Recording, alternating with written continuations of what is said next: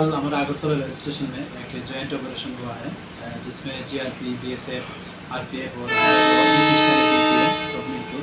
तो इसमें एक बीडी नेशनल को अरेस्ट किया गया, उसके साथ एक इंडियन टाउट भी है। एक्चुअली वो जो है इलीगली बॉर्डर क्रॉस करके अगरतला रेल स्टेशन में आया है और उसके रेल को यूज़ करके वो कलकत्ता जाने वाले थे, ऐसा पूछने से बताया। और उसको जो हेल्प कर रहा था वो इंडियन टाउट था।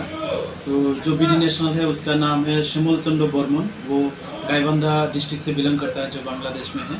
और जो इंडियन टाउट है उसका नाम है अभिजीत सरकार एलाइस प्रेम, वो एक्चुअली त्रिशाबारी से बिलोंग करता है जो तेलियामुरा थाना से बिलोंग करता है। तो कल ही हम लोगों ने उन लोगों के खिलाफ एक अगरतला रेल स्टेशन पे एक केस दर्ज किया जिसमें बीएनएस एक्ट, फॉरेनर एक्ट और आईपीपी एक्ट भी है।